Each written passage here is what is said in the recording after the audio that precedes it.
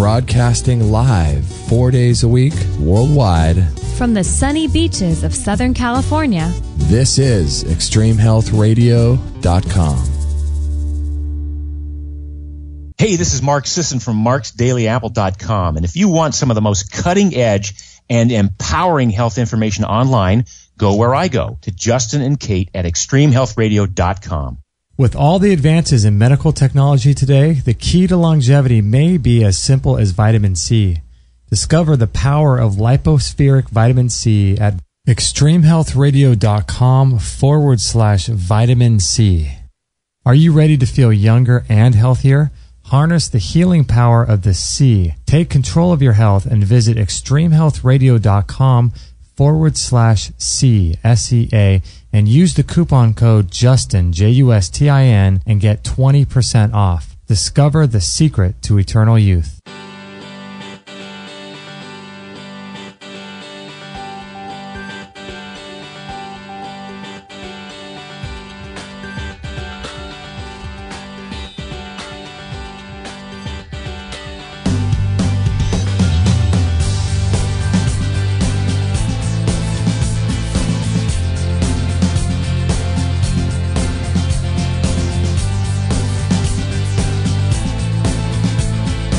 Well, just having a little chat with Isby in the chat room before we're going on the show, on the live show today. Just right now.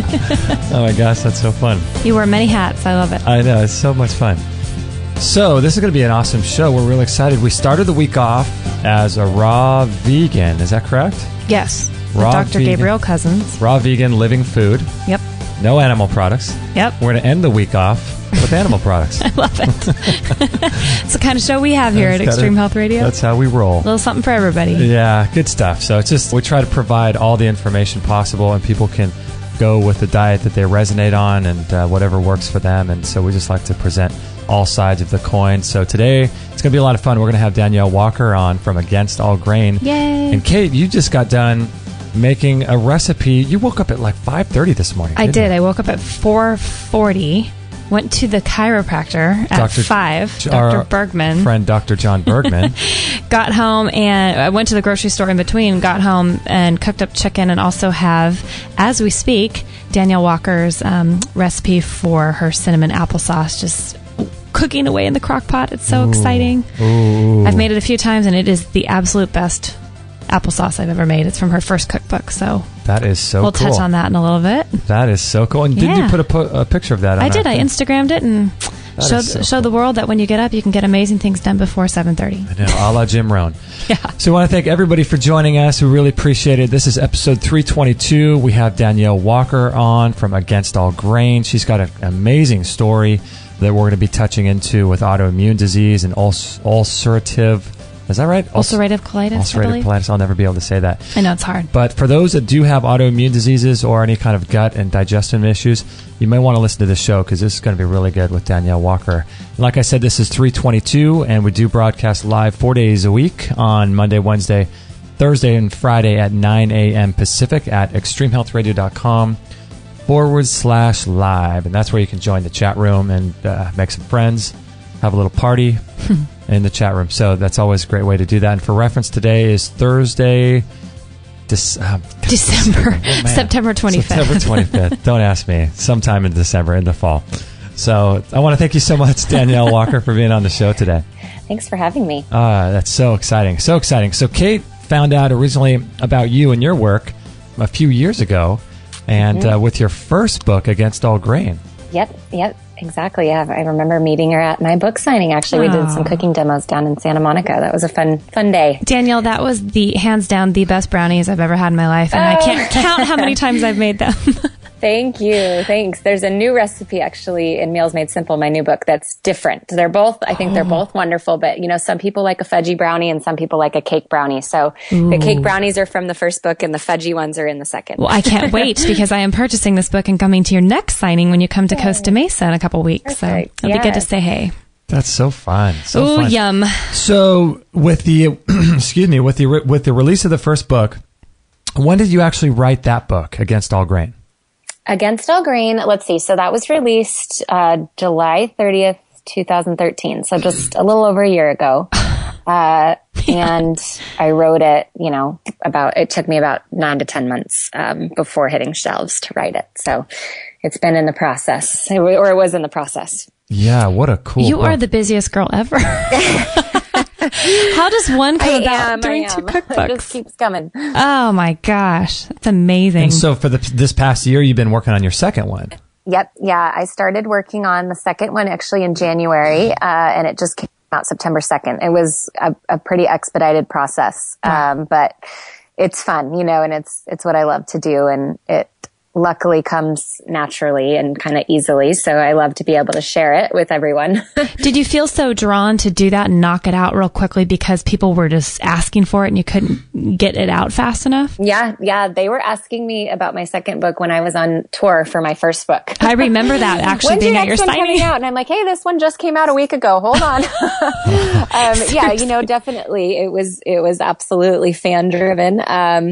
There was also so much excitement, about the first one that I just thought, hey, why not? I still had so many ideas that I wasn't able to fit into the first book. And so I just did it. I didn't want to lose the steam. So I just kept going. I am taking a little bit of a longer break now between this one and whatever the next one is. Yeah, I'm sure you need it.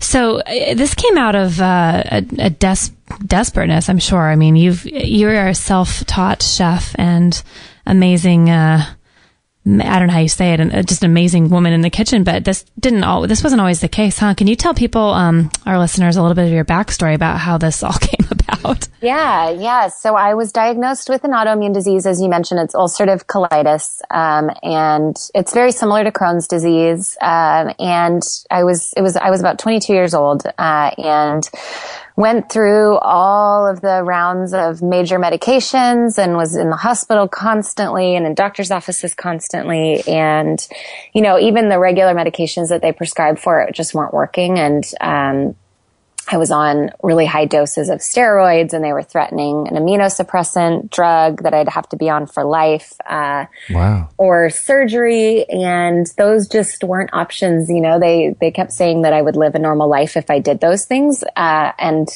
even being on the steroids, which they also said would control things, just was not a normal life, at least not in the sense of what I wanted, and not a good quality of life. And so I started researching kind of on my own. I kept asking doctors, well, is there anything I can do dietary wise to help this? Because, it is in the colon, and it's an autoimmune disease where, my immune system attacks my colon. And so I figured something that I'm putting in my body or that I'm not putting in, could be affecting this. It all has to go through that digestive tract. So they just wouldn't talk to me about it. I think the Western medical community hasn't done a lot of research on that. And so they didn't have much to, go off of. And so they just kept pushing the medications and the drugs. And so I had to kind of venture out on my own and started finding lots of things on, just chat rooms or, some websites. At that point, it still wasn't huge. It's definitely become more and more used now. 6-7 years later. But yeah, I just started experimenting and kind of cutting out different things from my diet and figuring out what worked and what didn't, and trying to kind of listen to what my symptoms were when I ate something or when I didn't eat something. And it quickly kind of started looking like the paleo diet, without, me really even knowing what the paleo diet was. And then without paleo really even being as big as it is now. It was kind of right as CrossFit was starting to switch over to paleo, right as, some of the bloggers were starting to come out and starting to put books out. So it was fairly new. And just by default, what made me feel better with my elimination diet ended up pretty much looking like the paleo diet. And actually at that point, even the autoimmune kind of side of paleo, which is a lot more limiting, without nuts and seeds and nightshades and eggs. And so I had to cut all of that stuff out for a good few months to give my body some time, I think, to just kind of heal and to try to get rid of some of the inflammation. And I was luckily able to add some of those items back in later, but that's kind of how it started. And, in terms of the cooking, I loved to cook. but I was very much a follow a recipe type of a person, and never really experimented and created recipes until I was kind of forced to, because everything that I had used to cook from, and, you know, all the books and my grandmother's recipes and my mom's recipes, those didn't work anymore. So it was kind of a, you know, get into the kitchen and try to substitute things out and try to learn how these new flours work and, you know, all that kind of stuff. So it was very much a process of experimenting for me. And that's why I wanted to share it, you know, because it's time consuming to try to figure out how to make all the swaps and how to make things actually work. You know, I had many failures. I imagine. For a long time. And so I thought if I could save people the trouble of having to throw out food because it's completely inedible, then it would be great to be able to help in that way. So what, at 22, I mean, that's so young. That's so young. What were your symptoms? Oh gosh, a whole slew of symptoms. So, you know, ulcerative colitis and Crohn's disease don't have the most glamorous symptoms. It's a digestive, you know, disease. So I can just say that essentially, and people probably will get it. But along with that came so many other things. So I was extremely anemic, really anemic. I've had to have 4 blood transfusions actually. And I was extremely underweight, because part of the disease is that you don't absorb the nutrients of the food that you are eating. So I was about 20 pounds underweight. You know, and I'm 5'7", so it showed definitely because I'm on the taller side, and I would lose the 20 pounds within a couple weeks time every time I would go through a flare up. So it would be very drastic and very quick, which would then cause a lot of other issues. It would cause, you know, arthritis, pains in my bones, from the weight loss, and then also just from the lack of all the vital nutrients. And I would be tired all the time. There was, you know, I spent weeks in hospitals, and when I'd get home, then I'd spend, you know, months basically in bed, just trying to regain my strength and weight, you know, well, the weight loss, the hair loss in clumps. Gosh, what else? So many different things.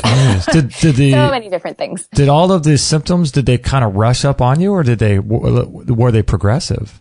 Yeah, you know, they did pretty much rush up on me. Even the disease itself, I was healthy. Otherwise, you know, I wasn't in the doctors a lot growing up. I wasn't in hospitals. You know, I had the occasional stomach, you know, upset or stomach bug, but nothing could point to you have an autoimmune disease. And it just came on really quickly. I remember, you know, kind of a little bit different when we got married, my husband and I was a little bit bloated and just kind of felt like, oh, you know, this might be stress. We'd just graduated college and moved, and we're putting the wing. And so I just chalked it up to, oh, I'm stressed. You know, once things get back to normal, everything will be okay. And about 2 months after we got married was when it all just kind of went downhill, and I just got really sick and saw multiple doctors and tried to get it diagnosed. We had no idea what was going on, and it just came up really suddenly. I think that's often what happens with autoimmune diseases, especially because they can be really fueled by stress and a stressful environment. And so, you know, there's a lot of times they don't know why, they just happen, and the stress, you know, or whatever you're going through can just kind of have a quick onset. And the symptoms themselves, I learned over time, you know, it was the first couple of years, I would go through symptoms for months and months and just think like, oh, this will go away. And then it would really take a steep decline. And that's, you know, when I'd end up in the hospital, and it would kind of be at a point of no return. Wow. And I learned to realize what was happening quicker as time went on. You know, and even still, I say, you know, I'm not cured, quote unquote. I don't think that there still technically is not a cure, but eating this way cures me, you know, as I eat this way. So if I slip and if I eat things, then I definitely will notice a backtrack of my health. And I've, you know, realized now when I see even like the slightest little symptom that I've got to, you know, reel it in really quickly. And now I've learned, you know, what it looks like. And I've learned that I won't ever let myself get, you know, that bad again. So it's definitely been a learning experience. It's actually pretty cool, isn't it, to be that prone to feeling what food does to you? Because so in tune with your body. Yeah, because as a kid, you know, you just burn through, you just eat anything you want, and right. It's actually kind of cool to know how food's affecting you. But I mean, not with that on the line, but it's still, it really puts you in tune, doesn't it? Right. It does. that was one of the things that I had to learn, and it was tough because 22 is young, and, I was just used to being able to eat whatever I wanted and not paying attention to anything. And, one of the biggest things, early on was I found a book. It was called Breaking the Vicious Cycle, which is the SCD diet, kind of similar to GAPS, which some people might be familiar with. And I took it at that point because I was so desperate, and I read every single page and I followed every single rule to a T because it was in that book, and, it was said to help. And, there were things that I was eating that were within that diet, like dairy, for instance, and legumes, that were actually causing me a lot of issues. And I didn't realize it. And I was kind of blind to it because this book said I could eat these things. And so I'm going to eat these things. Right. And that's one of the things that I tell people is that there are a lot of amazing books out there, and they are great starting points, and they're great, learning resources, but you really ultimately have to figure out what works best for you. And so it wasn't until I really started taking a look at it and keeping a food journal, which I had been told so many times, just keep a food journal. And I just didn't do it because it just seemed too much for me, too daunting, I just didn't want to do it. It was too tedious. And once I actually started doing that, though, was when I really noticed improvement. I would write down what I ate, and the next day, if I had symptoms, I'd look back, the day before and say, oh, I had eggs and now I'm not feeling well. Let's see if it's the eggs, and cut those out, and see if things improved. And it was definitely a process, but it did teach me to be much more in tune with my body. And it did teach me to realize that when something's off, it can be related to food, and it's not just a bad day. Yeah, I know. It's pretty wild. We had a guest on our show a while back, and she had somewhat the same issues a little bit, but she found, get this is the weirdest thing. She found what was causing her body to react was one of the last ingredients in her toothpaste. Wow. Isn't that crazy? Took her 10 years to figure it out. 10 years. Oh my goodness. Yeah. But when your body's out of whack, your body can be really out of whack. Right. The smallest thing could set it off. Danielle, Lauren in the chat room wants to know if you have taken or do take any probiotics as well to maintain good digestive health. Oh yeah, absolutely. I try to do as much as I can naturally, just through things like sauerkraut, and I did fermented yogurt for a long time, but I do take a supplement, and I still take it. I worked with a naturopath for a long time, and she had me on a supplemental probiotic, a pretty high, I think it was 50 billion or maybe even 100 or something IU, but I do still take that. Nice. Because I tend to not get enough naturally in my diet. I try as hard as I can, but I forget often. So I do keep that in the fridge.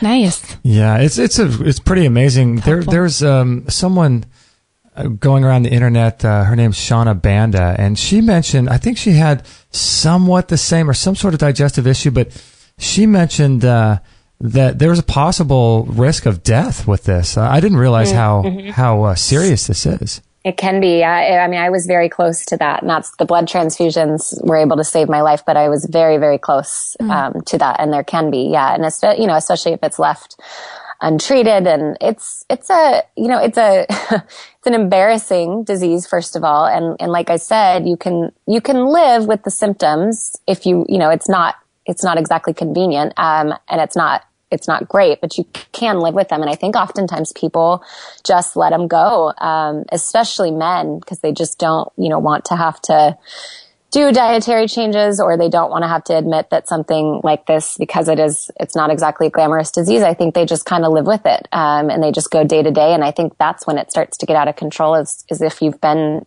going on like that for many, many months. There's also an increased risk of colon cancer if you let it continue. The more time you spend in a flare-up, essentially what my doctors told me, the greater chance you have of colon cancer. So there definitely is a higher risk if it's left untreated. Wow. Yeah, I was going to ask you about that. So when they recommended or suggested that you do possibly even do a surgery, what would that entail? Were they trying to remove some of the colon? Yeah, they would have removed a section of the colon. So there's a lot of, people that have done it. And it's so interesting. I get people that have had the surgery, and they come, to me afterwards, after still having symptoms, even after having the surgery, which is just so unfortunate. And they don't find relief until they switch their diet. And they say, I can't believe that I had a colon resection when I could have switched my diet. And they're obviously just happy that they have found health now, but they still are just upset that it didn't work. And that's one of the things that the doctors kept telling me. They said, we could do a surgery and remove part of your colon, but there can be other things that can happen afterwards, and there can be other symptoms, or it can lead into this, or it might not fully cure it. And so it was not really an option for us. I was like, I don't want to take that risk and alter, my organs inside for a chance that it might not even work. Yeah. I wonder how much I guess how much they remove is based on each person, wouldn't it be? It is. It's based on how much of the colon is infected, or they basically take out the portion apparently that has the problem, because it can kind of stay in one place, or it can move throughout. So, golly. So now as long as you stick to a good diet, as long as you stick to all the things and not eat things that flare you up, do you have any feeling of that at all anymore throughout your daily life? No, as long as I stick to it. I definitely will notice a difference if I eat too many sweets, or if I go crazy on the nut flour baked goods, or don't take time to get some of the really kind of healthy things like drinking the bone broth and like what we talked about with the probiotics. And if I forget about some of the nutrient dense and rich foods, then I will definitely feel a slippage.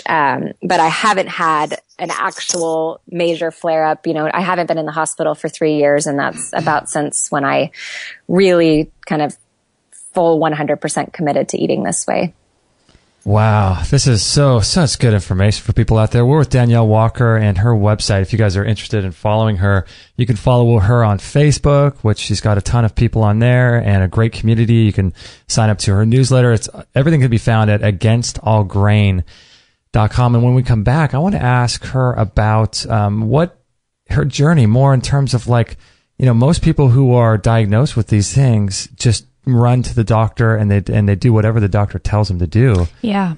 And I can understand that, because in our culture we're taught that way, kind of a thing. And it's so interesting. I find it so fascinating when people break free from that. Yeah. What's within their spirit that causes them to go the other route? Yeah. I'm so curious. And in today's world, in the world of Google, all this stuff is possible. We have the information of the entire world at our fingertips. And so it's just really great. So this is an awesome show. This is Danielle Walker, episode 322. We broadcast live 4 days a week on Monday, Wednesday, Thursday, Friday at 9 a.m. Pacific. And we'll be right back right after this break. I wanted to tell you about this really powerful and unique product called the Q Laser. Did you know there's over 2,500 peer-reviewed clinical research studies showing the benefits of low-level laser therapy on the body? We had Dr. Larry Lytle on episode 165 talking all about it. Dr. Lytle, what is the Q Laser? The Q Laser is a light-delivering device, handheld, rechargeable, that is for lay people and professionals, that works at the cell level of the body to restore energy. Since the body is all composed of cells and the cells are composed of atoms, it's good for any and everything in the body. It is especially beneficial for injuries. It will reduce swelling and inflammation before your eyes. Literally, you can have a sprained ankle and apply the laser, and within 30 minutes you can see that the swelling in the ankle has been reduced. Since all disease is inflammatory, you can assume that same process is working if you have some type of intestinal problem. We have pictures of using a heat instrument to diagnose the intestinal inflammation. We can show that intestinal inflammation is pretty much gone within 3 minutes using the Q1000 laser. It's the number one tool in your medicine cabinet. I have a saying, never leave home without your laser. I have had 3 serious burns, and each time I had my laser with me, I applied the laser immediately after I had the burn. I never even blistered. Kate and I don't want to be without ours. We've worked out a special deal with Dr. Lytle for all of our listeners. If you'd like to learn more about how the Q Laser can dramatically improve your health, go to extremehealthradio.com/laser. Are you living in the 21st century taking 19th century supplements? Vitamin C pills and powders are often destroyed in the digestive system and passed as waste, never reaching your depleted cells. Lipospheric vitamin C uses a patented encapsulation technology to deliver more without the stomach distress caused by pills and powders. Within minutes, liposomes filled with vitamin C are transported directly into your cells without binders, fillers, sugar, or GMOs. With all the modern advances of medicine and technology, are you throwing away money every morning on inefficient supplements? For under $1 a day, you could experience the power of lipospheric vitamin C. For a real eye-opener, visit extremhealthradio.com/vitamin C. 100% listener supported. Extreme Health Radio. Opening minds and transforming lives worldwide. Don't forget to join our thriving community for health tips, inspiration, and show updates at extremehealthradio.com/Facebook.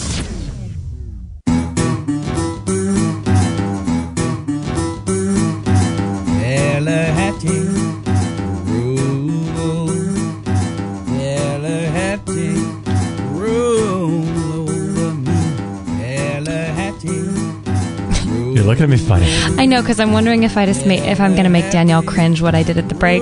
What'd you do? Well, our house is smelling amazing of the applesauce, and we ran out of cinnamon, so I actually improvised and put a little pumpkin pie spice in there, and that's either going to be a really bad call or it might actually be good. You put that in the applesauce? Yes. In her recipe? Yes. Uh-oh. What a bad day to experiment. Oh, my goodness. I'm not sure about that. Danielle, do you think I just made a horrible mistake? Well, how much did you put in? Because that stuff can be pretty potent. But I bet it'll probably taste pretty good. I just put a couple little shakes in.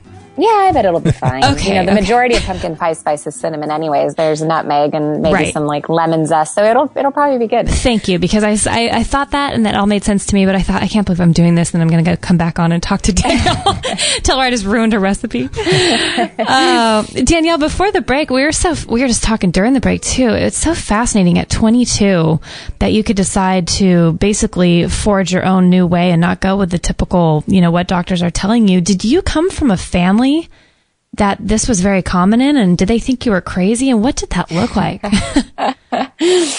I did not come from a family. You mean the disease that was common, or the way of eating? I'm sorry, the way that you chose to go about treating yourself instead of go the typical medical route. Did that run in your family? The alternative? Not at all, really. I mean, we were definitely. I was kind of always taught listen to your doctor type of a thing. Yeah.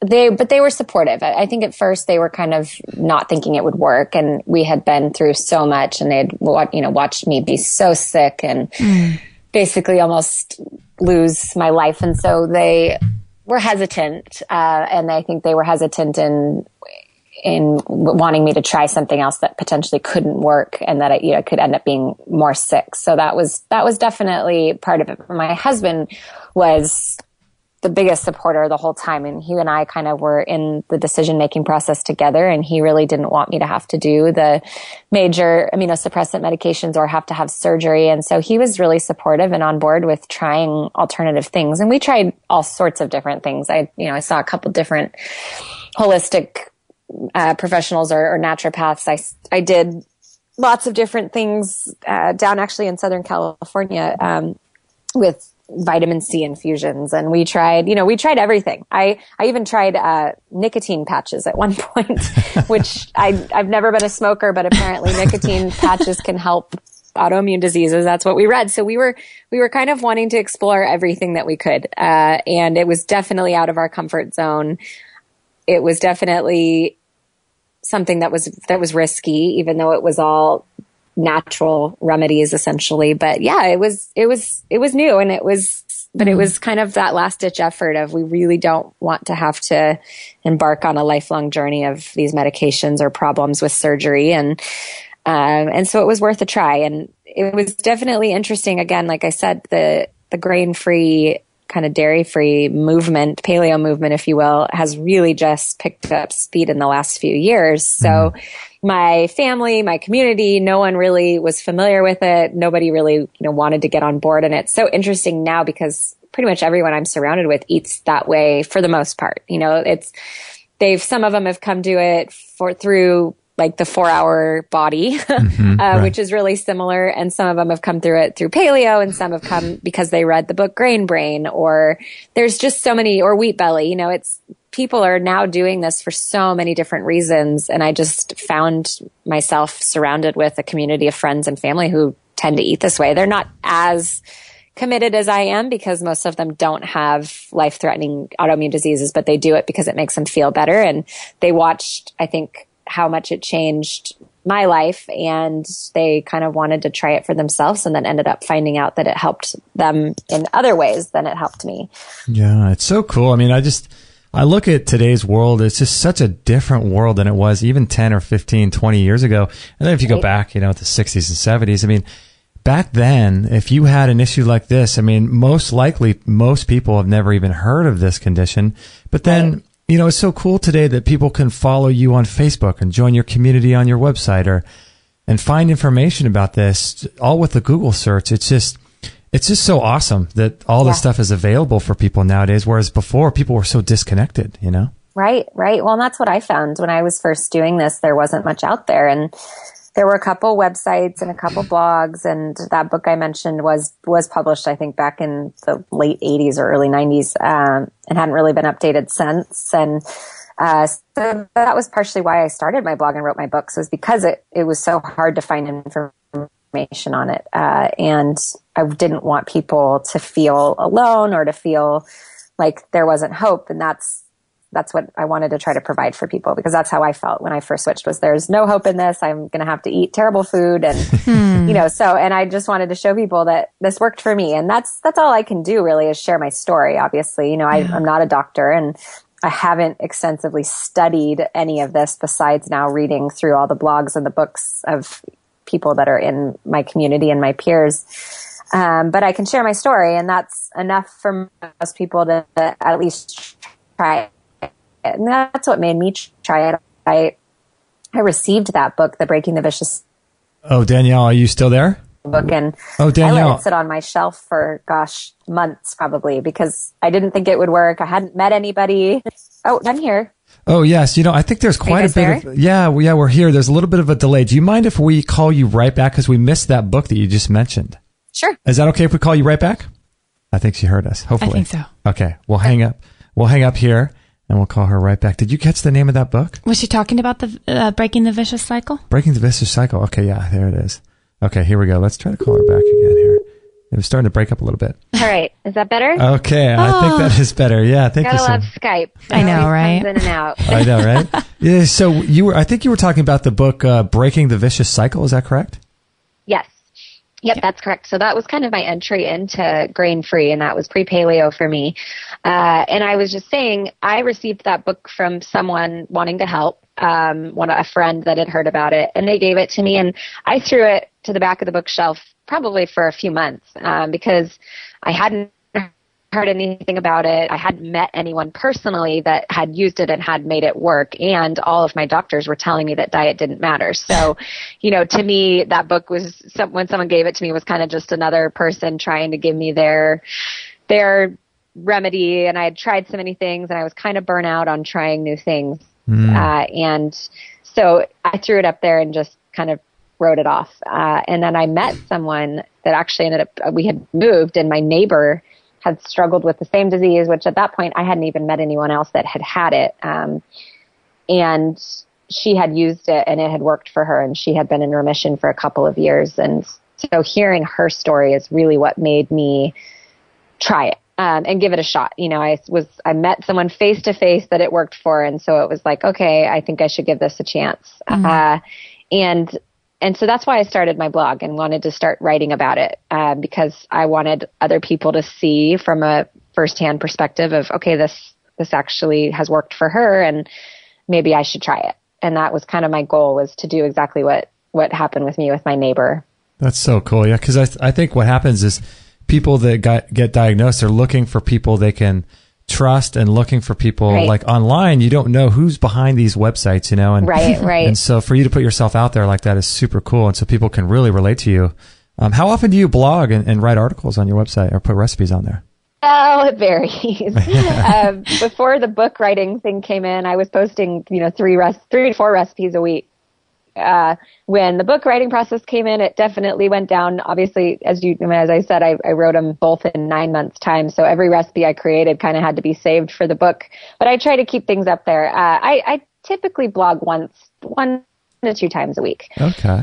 Yeah, and I even started over the last couple of years, started bringing in, some guest bloggers that I handpicked, that I trusted their recipes and that would be a good fit for my blog and my readers. And so that there were at least recipes still coming at them, even if they weren't necessarily from me, but they still had some variety and new things.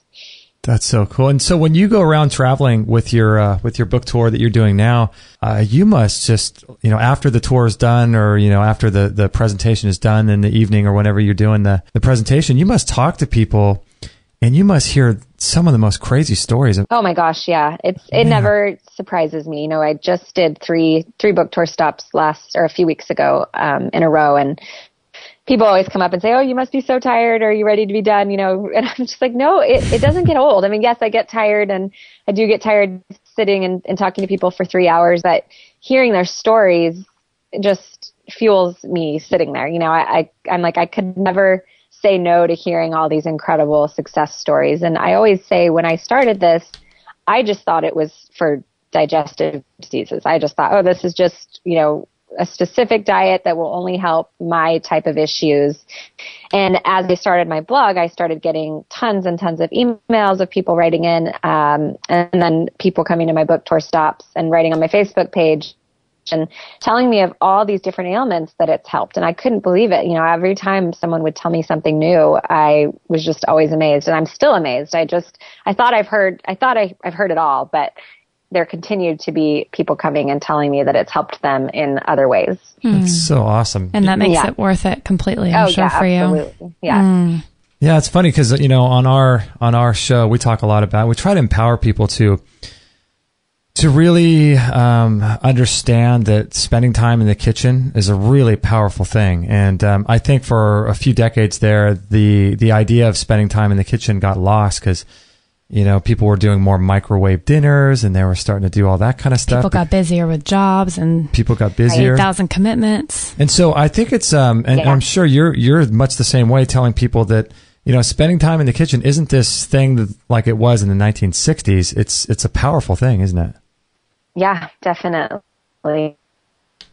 It is. It's definitely, and I tell people with this diet, they always want to say, well, how do I get dinner, on the table quick? And like, it's definitely more work. And it's just a sacrifice that you have to be willing to make. There's not the convenience items necessarily that there were. There's definitely starting to be more companies putting things out there that are prepackaged or ready, that fall within kind of the paleo guidelines, but it's a lot more prep work. You can't go and buy a box of pasta and a jar of sauce anymore. You have to make zucchini noodles yourself and prep the sauce yourself because there's ingredients in most of the jars that you can't have. And so it's different for sure. And that's why I wrote Meals Made Simple, was to try to take some of that out, some of the work out of it for people, of me opening up grocery shopping and giving them tips of, cut up all your vegetables the night before at the beginning of the week and have them in your refrigerator, or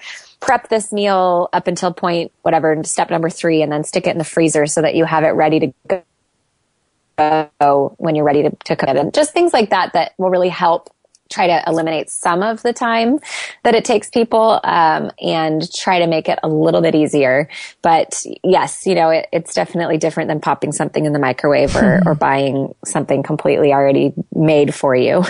Well, and every time we do that, we're basically telling ourselves that we're worth it. And I think that's where a lot of people struggle, is they don't think that they deserve it or that they're worth it. And if you don't have your health, we all know you don't have anything. Right. Exactly. So you pay with your time, or you pay with your energies in other ways. But yeah. Right. I mean, I heard this really cool quote that I reference a lot. It was by Mike Tyson, and he said that a reporter was asking him after he was done, obliterating his 43rd opponent, but a reporter asked him, what's your secret? And he said that, I throw every punch with mean intention. Mm-hmm. And so every punch was designed to knock the other guy out.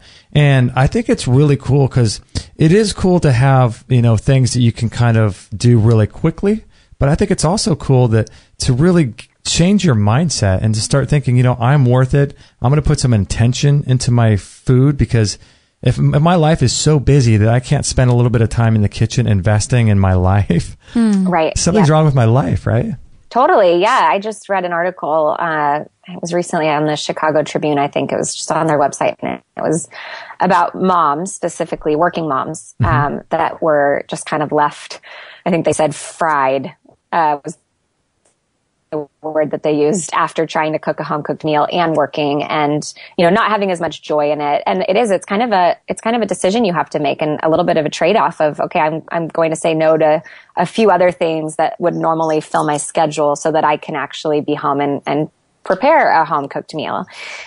We just live such busy lives for sure in this society. And so a lot of times food preparation and meals in general kind of come last to people. And they get home, at the end of a really busy day where they worked and then they went and took their kids to soccer or they picked them up from school or they had, this activity or this activity and they get home at 7:30 or 8 o'clock at night. And of course, you don't want to spend an hour in the kitchen at that time at night. And so that's why I encourage people to use the weekends and take a couple hours to prepare a few different meals. And, there's some recipes in my book where you basically double up the meat on the one night that you're cooking it. And I have you utilize it in a completely different recipe a few nights later so that you're not just eating normal old boring leftovers, but you're doing kind of all the prep work on one day. And then you're getting to see the benefits of it down the road or down the week as well. And so that's important. And it's definitely about making decisions. It's definitely about saying, okay, this is really important to me. Cooking and having a nutritious home cooked meal is important for me and my family. And I might have to say no to a couple other things in my schedule so that I can make that happen. Yeah. I think that's so critical. Oh man. I wish people would, instead of, letting something slough off that's not, that is the most important thing, which is our food and what we eat and our health. Instead of letting, the most important thing get, kicked to the side and instead going to McDonald's or somewhere else, I think it's so critical for people to understand just how important it is to develop some kitchen skills, to get some stock recipes that you can have where you can kind of rely on 3 or 4 recipes as a base and really get good in the kitchen because it is a lost skill. Yeah, it's completely a lost skill. Yeah, it is. It is. And you don't have to be, that's why we put out these cookbooks and you don't have to be, a big chef and you don't have to have perfect knife skills. And you can I write my recipes so that anyone can follow them and they're tested on everyone from the brand new home cook to someone that has had formal training. And so I try to write them so that they can be used by everyone and so that they're not as daunting. And obviously the new ingredients and things as you're first switching might be a little bit overwhelming until you figure out what they are and kind of what their purpose is. But that is my goal, is to try to make it a little bit less intimidating. I love that. We're going to take a little bit of a break. You know what? And I think maybe during the break, let's try this, Danielle, because you're breaking up again. We're going to have the commercials running, but what we'll try to do is maybe I'll try to call you at the end of the commercials again so we can break the connection and start a new one, and maybe we'll get a little less breakup here. But this is so much fun. We're with Danielle Walker, and her website is Against All Grain. This is episode 322. And you can catch our live shows Monday, Wednesday, Thursday, Friday at 9 a.m. Pacific time if you guys would like to join that at extremehealthradio.com/live if you want to join the chat room and make some friends and have a good time there. I will be checking the applesauce. Are you going to check the applesauce? Yep, and I'll be right back. All right. Okay. All right. Thanks, everybody. We'll be right back right after this break.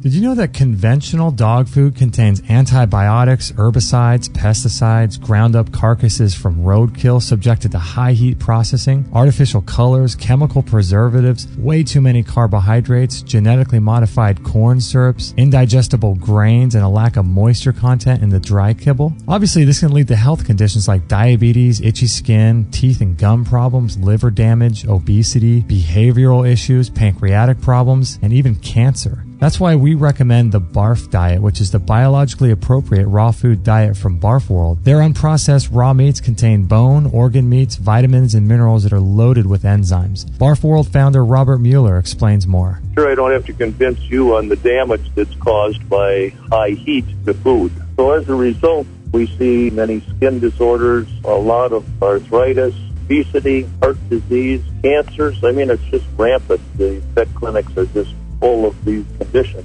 And basically a large percentage of the commercial pet food that's made is made up of the human industry leftovers. And the pet food industry makes use of this waste product. And in addition to that, we are subjected to the products coming out of the rendering plants. Garbage in, garbage out. If you feed garbage to your dog, you're going to end up with garbage health. And if you put the right gas in, your engine runs smoother and lasts longer. So if you put the right fuel in the tank, you're going to get the right output. Garbage in, garbage out. We've seen an immense difference with our dog Maggie being on this diet. Give your dog the gift of health today by going to extremehealthradio.com/barf or go to our store. That's extremehealthradio.com/barf to learn even more. Feel younger and feel healthier. Harness the power of the sea through S&C, delivering you whole body wellness. S&C supplements are specifically formulated using active sea-based minerals at levels that correspond directly to the nutritional makeup of the human body. The unique and original S&C product line is enhanced by the legendary Dr. Ron Kusan's proprietary processing technology, increasing the efficiency and speed of nutrient delivery into our system. Achieve optimal hydration and mineral balance, decalcify the body to provide rapid relief from chronic diseases and ailments like inflammation and digestive dysfunctions. S&C is a life-restoring solution to ensure optimal health and wellness.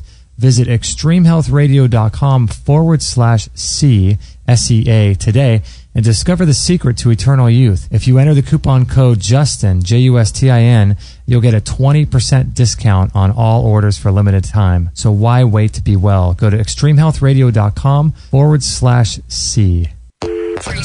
All free shows, all the time on Extreme Health Radio.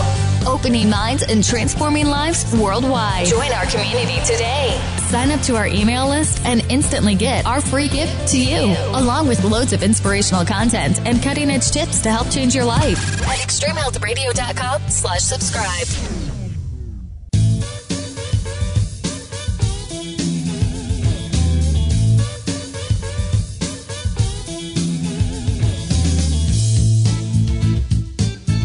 And there goes Kate doing a little jig. Yep. We have Maggie under the studio table here, and we're having a good time. The Stillmans are in the house having a good time. We're in the house having a good time. So if you guys would like to stay up to date with our show, I think the best way to do that outside of Facebook is to sign up to our newsletter. Every Sunday, we'll send out a recap of the previous week's shows. So tomorrow we have our Free for All Friday show, which is a lot of fun.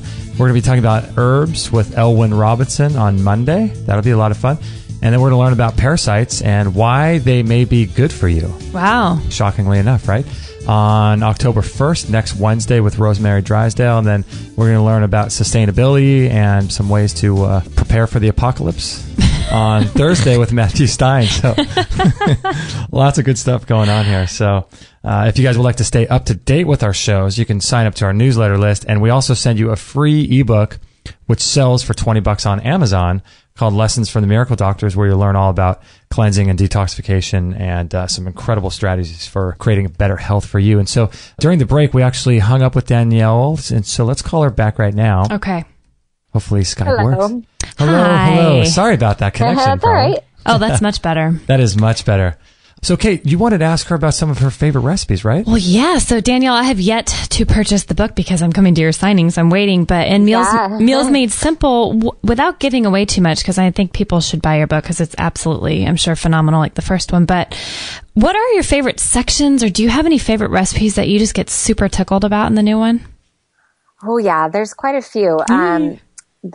It's always fun to watch when the book comes out and kind of see what the most popular recipes are. But the stroganoff with the yellow squash noodles is definitely one of the most popular and probably one of my favorites, just because it's kind of reminiscent of something that I used to eat growing up that my mom used to make. And then there's a chicken and rice casserole, which is actually cauliflower rice, of course. That's just a fun comfort meal, you know, and it's nice because you can prepare it a couple days in advance and have it in the fridge and just bake it when you're ready for dinner. And I think the other thing, probably in terms of recipes, definitely the stretch it recipes that I have in there that I was talking about.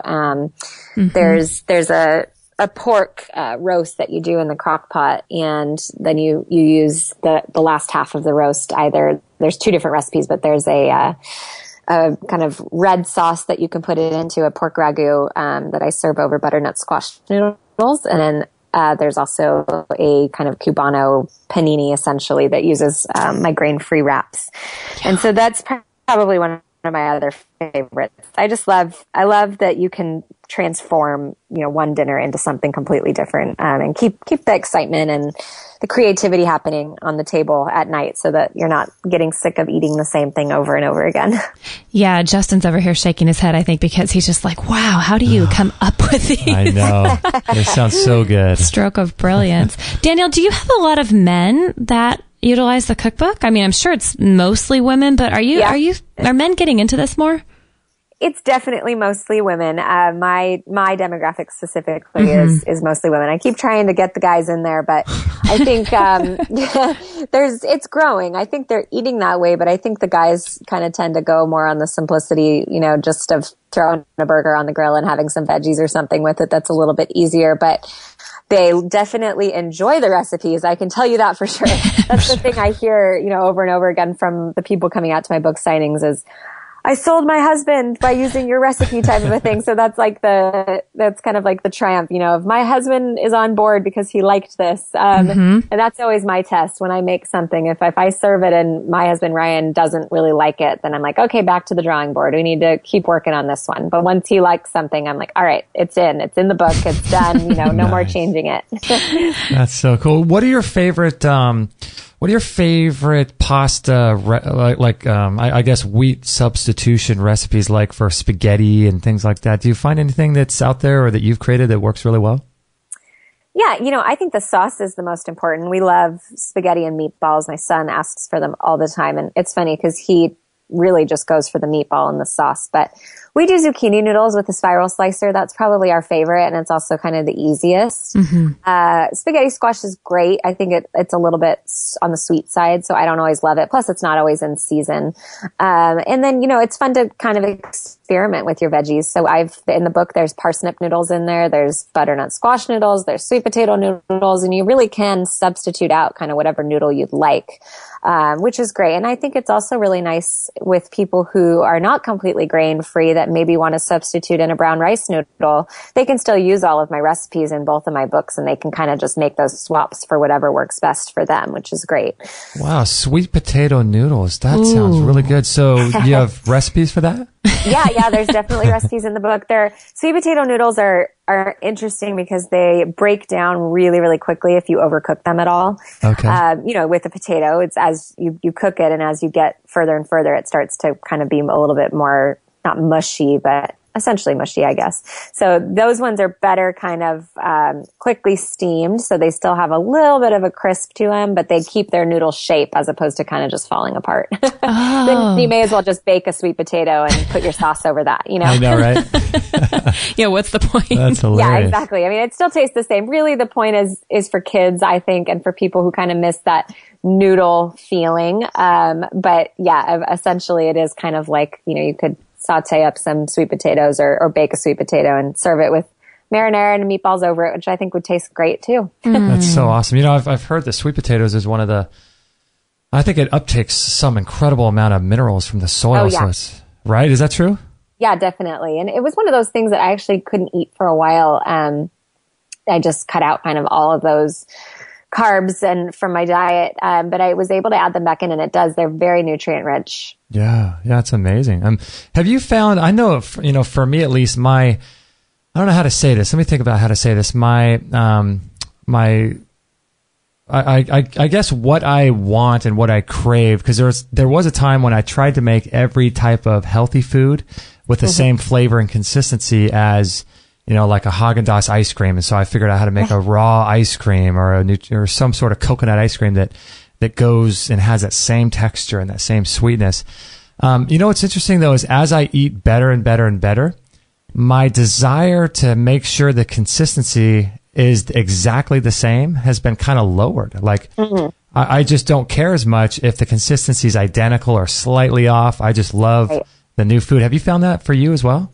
Yeah, for sure. I look at some of my old recipes. We share things all the time on Facebook, and we go back and share things that I created a couple years back. And it's my tastes have definitely evolved. I was more heavy-handed on the honey and the maple syrup and things like that back in the day. And I still really try to create similar textures and flavors to things because, especially as people are first switching, and that's a lot of what I get are people coming that are just kind of starting this and are really trying to replace things and try to feel satisfied still and not feel deprived. And so it's definitely still one of my missions as a recipe creator. In my own home, I've just gotten used to things, and I actually find that I enjoy things better. But I think a lot of times with paleo recipes or with trying to make things easy, people kind of sacrifice the flavors.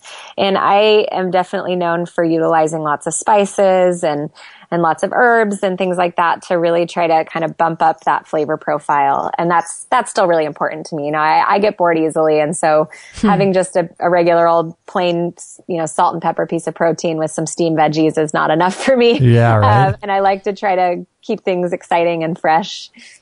That's so cool you're using spices, because I was listening to something just recently talking about this guy did this whole study about ancient peoples and the amount of spices they would use. And they would use so many different spices, and they're such incredible anti-cancer, and they promote health. And yeah, we stick with salt and pepper, like Danielle was just saying. It gets so boring, and the medicinal facts, properties that we're missing out on probably are incredible. Yeah. So you like to use a lot of different types of spices and things? Oh yeah, I love it, and I love experimenting with different cuisines. Thai food and Indian food, and those all use a lot of anti-inflammatory spices. So like turmeric and ginger, and it's fun to to get to put those things in there and really experiment with the different flavors. That must be like a little science chemical lab. I love it. Your kitchen just must be so much fun. It definitely is, yeah. Danielle, in the chat room, we have a question. What is your favorite spice? Ooh, gosh, my favorite spice. That's a tough one. That's a good question. It really depends. For baking, I'm a big cinnamon lover. Yeah. I would say I love to use cumin probably for more savory recipes. Have you ever had, this might be a silly question, have you ever had something hit you like, this is going to be the most amazing idea and I could see this going really well, and it was just the worst thing ever? Oh gosh. What was your biggest failure that way? I'm trying to think. Oh, you know what? Okay. So yeah, I get constantly asked to create a mac and cheese recipe because I have a lot of families with kids that follow me. And of course they're all dairy free. So I was like, gosh, well, what can I do?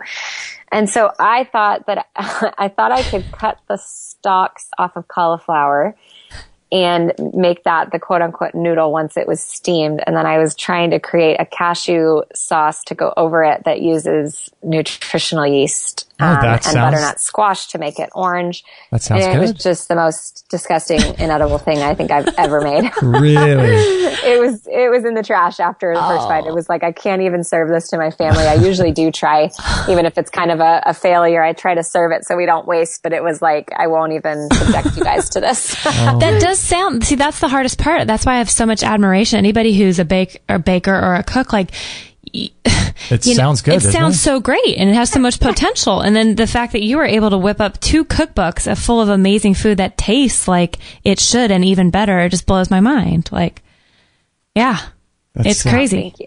That's so amazing. So, Meals Made Simple, that's the second cookbook. I want to make sure that we get you out on time because I know you have a lot of stuff going on. But so Meals Made Simple, people can get that now, right?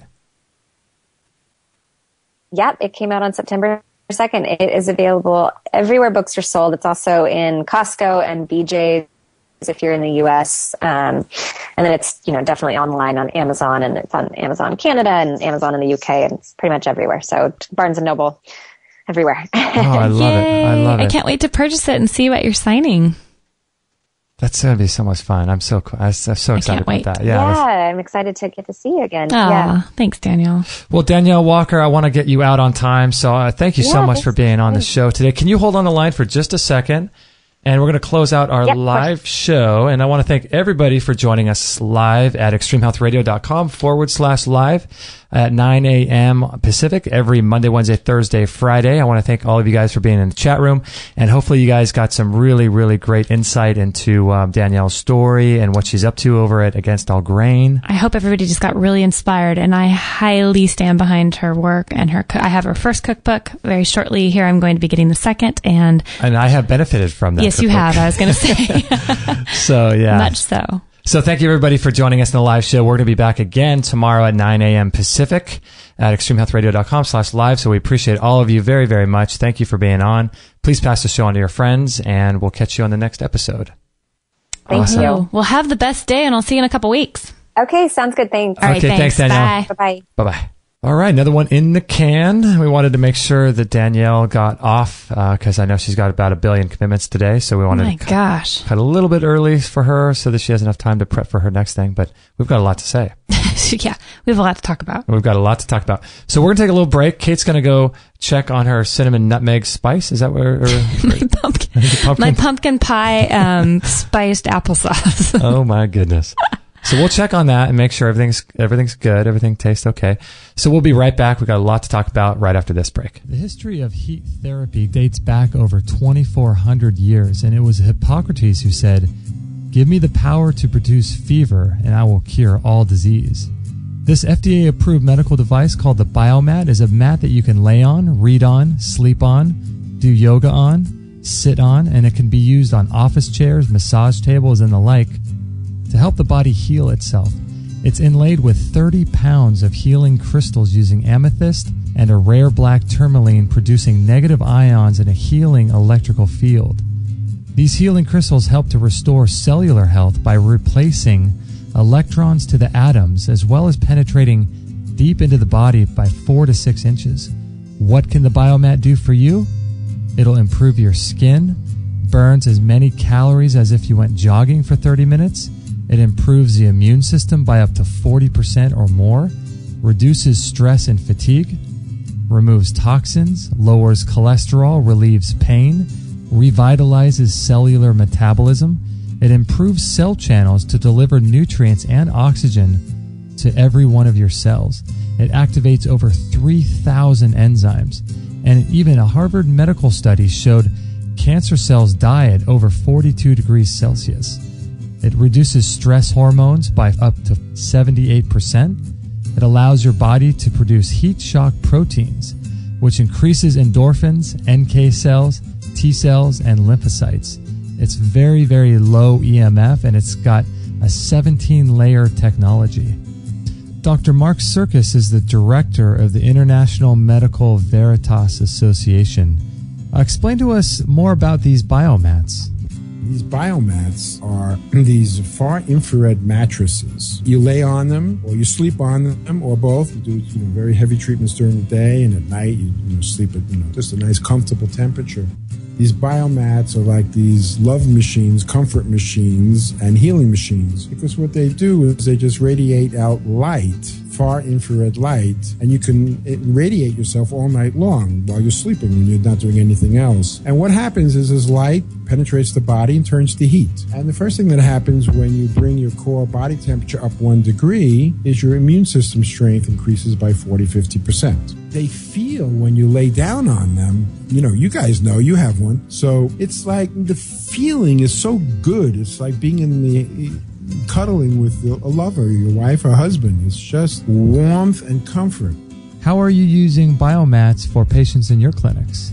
The cancer treatment using heat is very aggressive, meaning during the day, you sandwich yourself in between 2 of them, turn it on to high heat, and bake the cancer. The cancer will die before you will. No, this is, you can go to England and spend $20,000 and use microwave a cancer out of existence.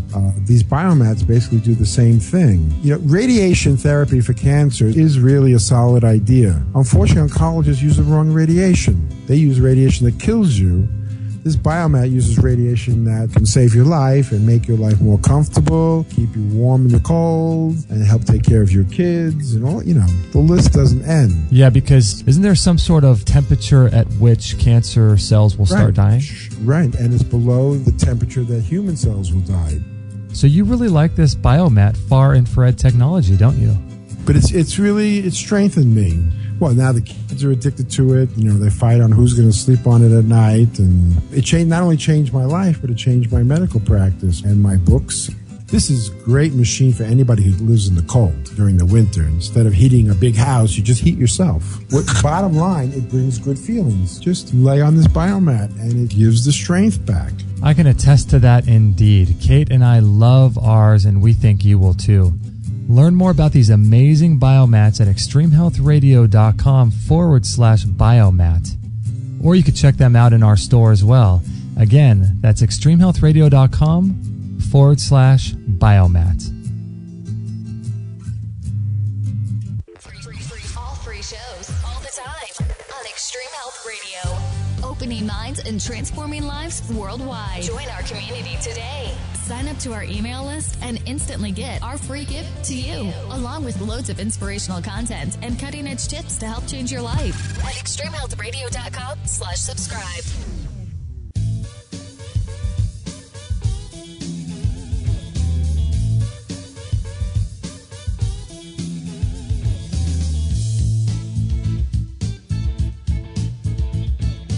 All right, the great Danielle Walker. That was a lot of fun, wasn't it?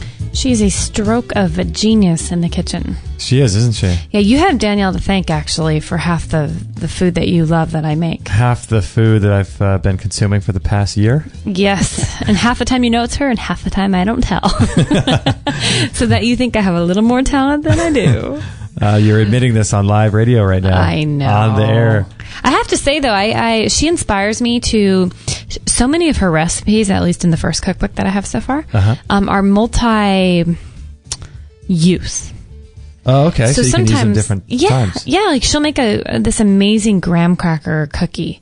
And I've made that into a pie crust for a pumpkin pie, and then I'll do like a raw topping on it. So it's like half baked, half raw. Okay. But to me, that crust is just so awesome, but it's not even considered a, quote, crust. It's more of her, like a graham cracker. So it's like so many things, and all her dressings in there. I make them for different things other than their, combined with on recipe wise, and throw it on top of a hamburger or throw it on top of you just get creative with. That's super cool. She's really good about making a bunch of things that can be used together and thrown together in unique ways, and it's cool. I think it's so important to have people like her out there doing the kind of work she's doing, because we all eat, and we all have to eat healthy foods and supplements and stuff like that. I mean, we do a ton of shows on supplements, but you can't live off supplements. I mean, you have to actually eat. And you do? Yeah. Yeah. I haven't seen you eat for a while. I've been losing a little bit of weight. But it's just, I think it's really, really great that she's sort of like pushing the envelope in terms of, it's not as if wheat is the only thing that can be used for bread. It's like, if you look at the earth and you're in space and you're looking at the earth and there's all these different plants and substances and things you can combine together to make certain things. I mean, it's crazy to me that we figured out that wheat at some point was good for creating all these different types of products like breads and pastas and things like that. We figured out wheat was really good for that. And then we just said, all right, well, let's just go with wheat. And we went with wheat and wheat and wheat, and that's all it was wheat. Right. You're right. But then now it's like, okay, now we're figuring out, okay, wheat's destroying us. It's causing us to lose our minerals. It's causing us to lose stature and height as we get older. It's causing all these gut biome dysbiosis, gut issues and diseases. And so now we're figuring out, okay, wheat's really damaging to us. What about millet? What about amaranth? What about... There's a million things people could experiment with to replace wheat. And that's so cool that she's doing this. Yeah. What an experiment for her. Like the little bit that I've, when I'm not following her recipe, sometimes I'll go online and find some things and go, oh, I could just turn that into a wheat-free by just replacing it with coconut flour. Right. Half the time, that doesn't work. Your pumpkin muffins aren't muffins. They look like donuts. I mean, they're just, they look, I don't know. They're just soggy and disgusting. They never bake. There is a huge science part of baking for sure. Yeah, and learning what... If you don't know what ratios, you're kind of screwed. And sometimes certain things like coconut flour might have a little bit higher water content in it still, like a really small amount, trace amounts of water and liquid that are still in it versus the completely dry wheat. Yes. So you have to change the ratios. And I can't imagine. It's funny because when you go through and you do things in the kitchen, I know for me, I've done such simple little things, but sometimes I back in the day, I was making raw ice creams a lot and trying different things. And, it's funny how attached you get to these ingredients because you think, okay, I don't have a lot of money right now, so I'm going to go to the grocery store and buy a bunch of ingredients and make this amazing food. And then you make all this food and it turns out horrible. Oh, like, crap, I just spent all this money. I know. And I can't just go to the store. I got to wait till the next paycheck to go buy all these ingredients again. But, and so that's why it's so cool to have a book where it's like, you don't have to make these mistakes. Yes. And waste. And even she felt bad wasting, and she mentioned that on the show. Like, yeah. She doesn't like throwing out a bunch of food that just doesn't work out. I mean, it's so sad, you want to salvage it and you don't want to waste it. You don't want to be a waster. No. Yeah. I love the, what do you make out of there? You made, oh my gosh, that chicken and bacon dish that you love. Oh, the chicken and bacon. I use turkey bacon. It's basically I cut up. I'm not going to get this totally right because it's not right in front of me, but it's baked chicken, fried up baked chicken, bacon, torn into pieces, and basically like I cut tomatoes, put it in there, and then you put it on a bed of zucchini or spinach. But it's got some special sauce on it. Pour vinaigrette. Too. Yeah, it has the sauce that you make. Oh my gosh, it is so good. That's like one of your very faves. Yeah, it's like I was talking about during the show. It's really, I think it's just really important for guys especially, and for women to take a little bit and invest a little bit more in time in the kitchen. I mean, kitchen skills are ancient. Oh, I know. People going back thousands of years had to prepare their food. It's a very tribal, it's a very sacred thing. I think it's a sacred practice, and getting back to that. I mean, I've been spending more time in the kitchen since I've been not in my best health the last few years, and it is... I think, that might actually be the biggest life changer for me because even before I had, done any cleansing or any sort of, had a lot of money to spend in supplements or seeing naturopaths or anything, I just started spending way more time in the kitchen. I couldn't eat out of necessity. I had to start to learn to be in the kitchen. So that might have been the most influential change, actually, if someone were to ask me. Hey, I just found it. It is warm spinach salad with bacon and mushrooms. Oh, that's right. The mushrooms. Bacon and onions, sea salt, chicken breast, portobello mushrooms, baby spinach, all topped off with basil, thyme vinaigrette, all homemade. It is so good. Yeah, there's no words for that. Yeah, it's incredibly good. Yum, yum. Yeah, I think that it's a sacred thing. I think it's a form of meditation. It can be, as long as you don't have a crazy household that's all going nuts. But even then, you can make it turn into a crazy... or a time of meditation, but it's really it's the ultimate act of saying, I'm worth it. It's the ultimate act of saying, you know what, I matter. Yeah, and I matter enough to spend a little bit of time in the kitchen. It's so funny. My brother will not spend a second in the kitchen. He won't spend any time in the kitchen, and doesn't think that it's worth it. And I think that's just a product of this whole society. Either he's too busy, which most people are. And when you're too busy, you got to take stock of your life, because if you're too busy, you got to cut some things out that are preventing you from spending time. It's the ultimate act of self-love. It's like doing an enema or something. Absolutely. It's like you're saying, I'm worth it. I'm so worth it that I'm going to spend some time in the kitchen, not just to make things that taste good, which are awesome. In her book, everything tastes amazing. But it's to the ultimate enjoy the act. process of it, I think. Yeah, it's saying yes to you. Right? It's enjoying the process. It's reconnecting with that ancient, whatever it is within us that causes us to enjoy those things. And instead, we rush through everything so we can get to the movies, so we can watch something, or getting into that whole thing and just redesigning how you think of things is, I think, is really important. And in some regards, shame on us because we aren't eating to survive. We don't have to worry about survival for the most part in America. I mean, some people do, sadly, but the majority of us living in the U.S. and in Canada and places that are, different countries that seem to be more well established and blessed. We're not eating out of survival. So it's like we have all the time and energy in the world to spend on our meals, and we make it the very lowest priority. I know. Yeah, it's the first thing that gets kicked to the curb. That's so sad. It's like, after a stressful day of work, I'll just stop at McDonald's on the drive-thru. I mean, that's like saying I'm not worth it. I'm not worthy. It's so insulting. I don't have anything to offer in this life. I've got nothing to give. I have no time. I'm stressed. it's the ultimate act of saying, I want to just check off this planet, so I'll drive through the McDonald's drive-through. That's basically what it's saying.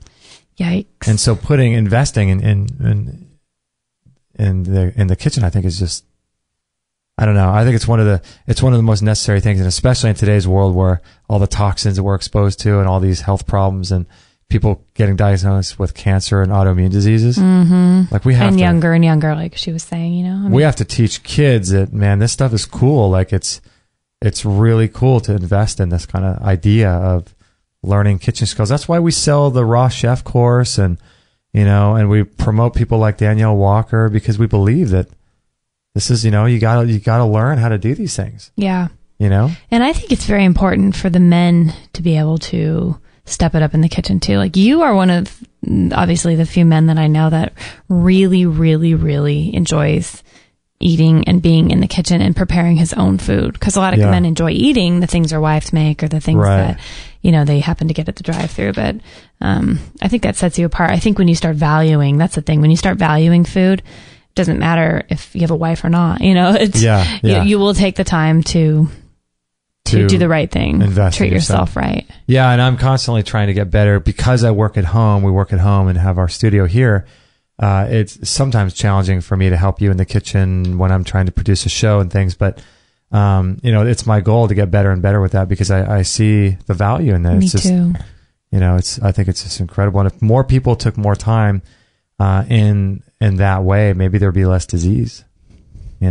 I think it's starting to come back, though. I mean, you look at the lost art of beekeeping and craft beer making and artisanal foods and cheeses, and people are getting wines. People are putting more care back into the land, and then the land is reaping some better benefit. I mean, because we think in our brains everything's GMO, everything's sprayed, well, then you have this whole other group, this other movement that's getting back to the roots, and these grassroots movements are going on, which is super exciting. And then you see 20-year-old guys with beards and cool mustaches, like carting around craft beer and really into cheese and honeybees, and I'm actually really encouraged. I love seeing that stuff. It's kind of like Portland is taking over the world, and I know, it's cool, huh? I love seeing that stuff everywhere. It's really encouraging to me.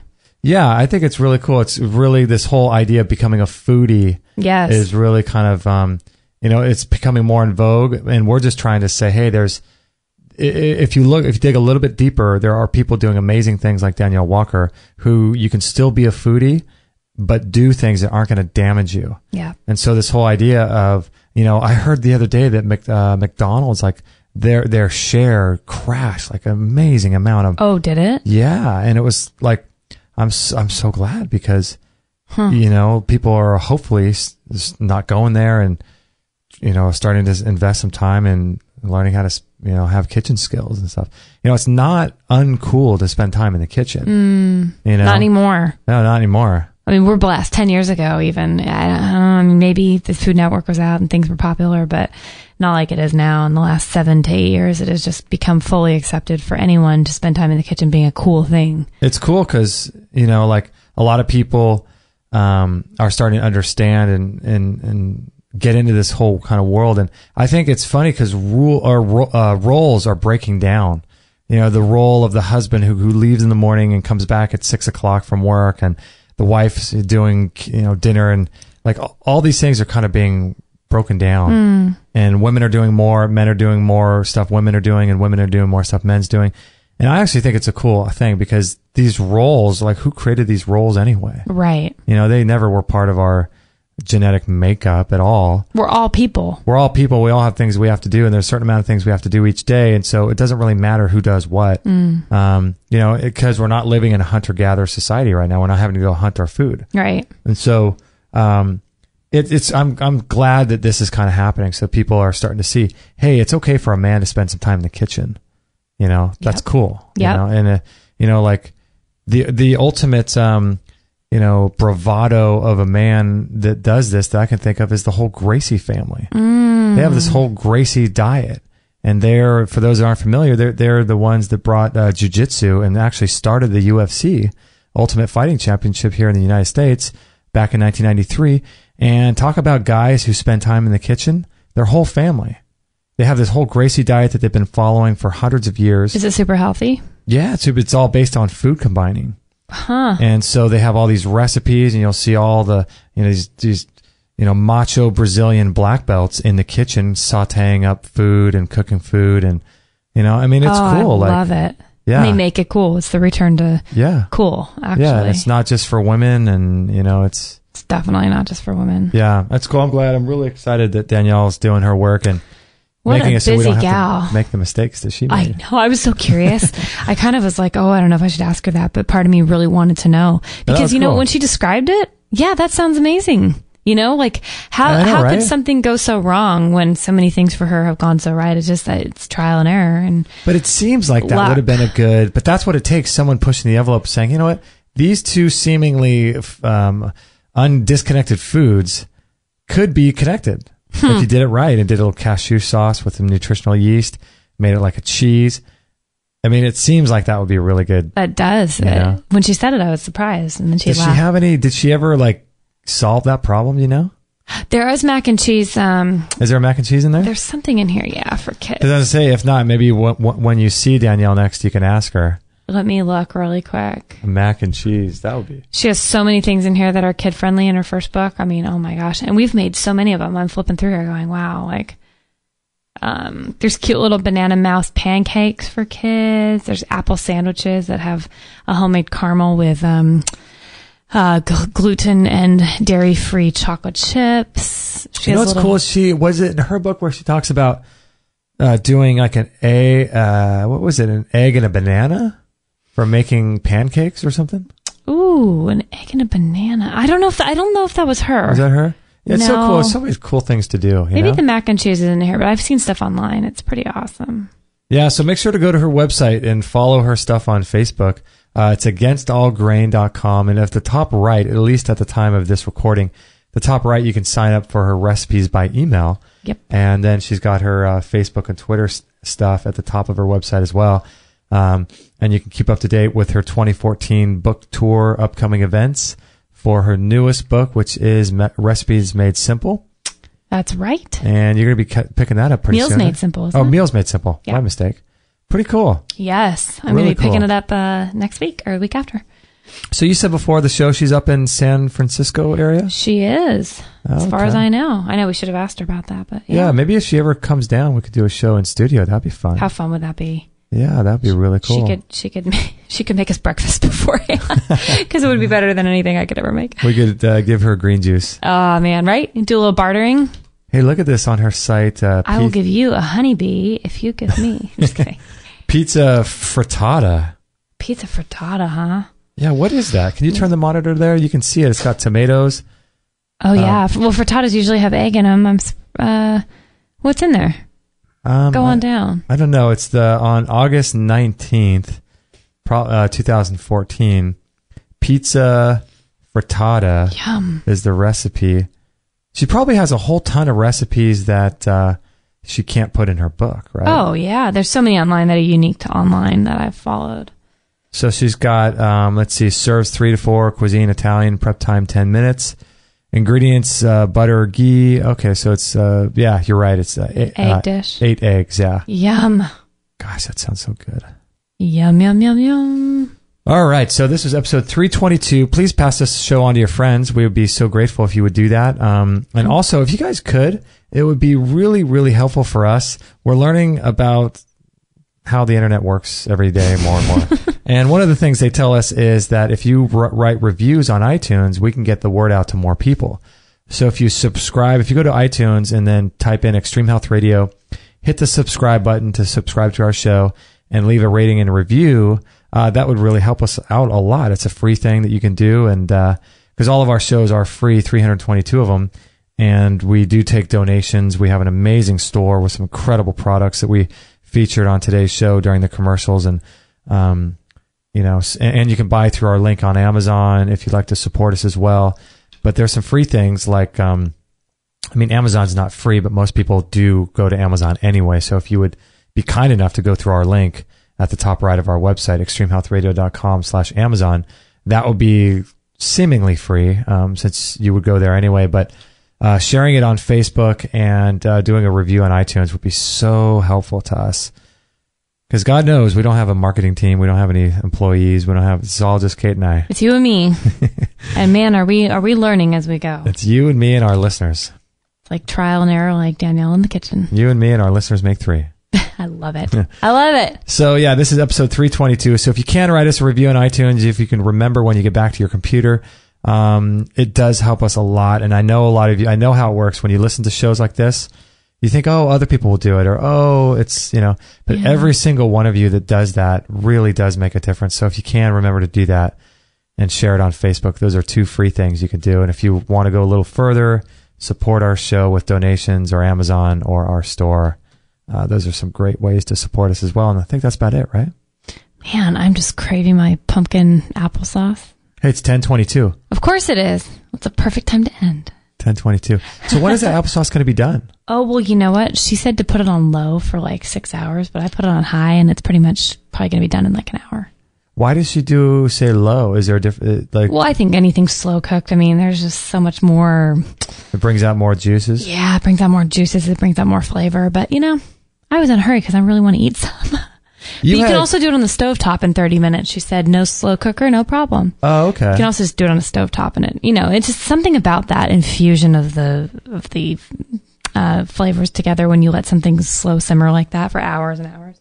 And that was in her Against All Grain book? Yeah. Oh my gosh, it's so good. And there's no added sugar in there, is there? It's just straight apples. Literally, it's apples, a little bit of lemon squeezed on there. She can give you the exact amounts in the book. And then a little bit of sea salt, a little bit of vanilla, and then cinnamon, and in my case, pumpkin pie spice, and then and then some water, and that's it. Oh, so when you're eating it, you're just not eating this jarred, canned stuff, full of sugar, leaching aluminum into your food. Yeah, or even in the jar like the Mott stuff. I mean, when you look at that, half of it, it's like, I know there's apples in it, but it's really scary. Yeah, right? Yeah. Well, gosh, we could talk all day, which is what we have our Free For All Friday show about, right? Can't wait. So we got a lot to cover tomorrow. Please join us again, Free For All Friday show every Friday at 9 a.m. Pacific. And it's time for us to go get stuff our face with apples. Or that. All right, everybody. Thank you so much. Love you guys. Yeah, love you all. Thank you so much for joining us. We will catch you guys and gals on the next episode. Nice. Hey, everybody. This is Josie, Justin's mum. Don't tell him, but I know he would absolutely be really happy if you would sign up to his free weekly newsletter. And don't forget to share this with all your friends. This is the buzzing bumblebee signing off. So good.